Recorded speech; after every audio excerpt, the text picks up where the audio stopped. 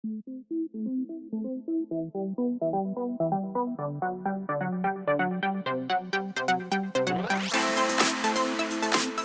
oui, on se retrouve cette année encore à l'IFA de Berlin. C'est la rentrée. Salut à tous. On espère que vous allez bien.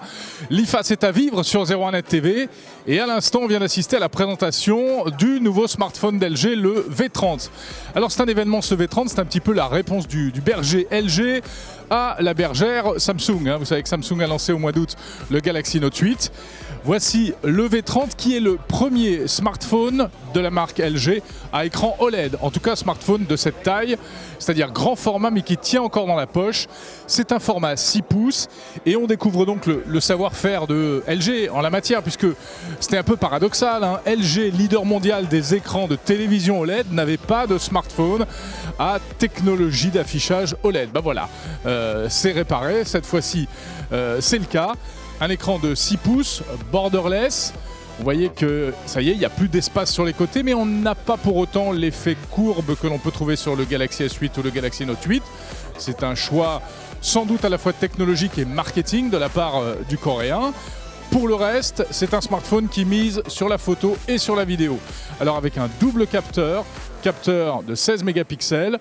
On retrouve le mode grand angle que l'on connaissait déjà sur les précédents smartphones LG, mais en revanche, eh bien, le double capteur ne sert qu'à ça. Il ne permet pas de faire ce qu'on appelle, par exemple sur l'iPhone, les photos en mode portrait avec un arrière-plan légèrement flou, le fameux effet bokeh. C'est donc soit le mode portrait, soit le grand angle, mais pas les deux. Donc orienté photo et également orienté vidéo. On a pu voir lors de la présentation LG le directeur de la photo de Game of Thrones, rien que ça, qui est venu expliquer un petit peu les avantages de ce smartphone. Qu'est-ce qu'on va pouvoir faire ? Eh bien, par exemple, vous tournez une séquence vidéo et ensuite vous pouvez appliquer un filtre comme ça existe déjà en photo, mais cette fois sur de la vidéo pour donner un petit style, genre vieux film, film pop, etc., tout ce que vous voulez. Autre spécificité intéressante, le zoom qui permet de zoomer dans l'image, c'est logique, mais pas uniquement au centre de l'écran, comme sur tous les smartphones. Là, on peut lui dire, par exemple, de zoomer sur telle personne ou sur telle autre partie de l'image. Voilà, ça s'appelle le point zoom. Alors, de gros efforts également au niveau de l'audio. Vous notez le partenariat avec la marque BO. La prise de son a été améliorée, nous explique LG, avec notamment une prise de son qui se fait à la fois du côté du micro, c'est classique, mais également au niveau du haut-parleur. Pour le reste, c'est un smartphone qui est étanche, IP68, une batterie de 3300 mAh. Et tout ça, ça fonctionne avec le processeur Snapdragon 835. À noter également une petite fonction amusante, c'est la possibilité de déverrouiller le smartphone avec les modes classiques, donc le code Android, le knock code, c'est spécificité LG, on tape sur l'écran, l'empreinte digitale, bien entendu, qui se trouve au dos. Mais également, et c'est ça la nouveauté, la reconnaissance vocale.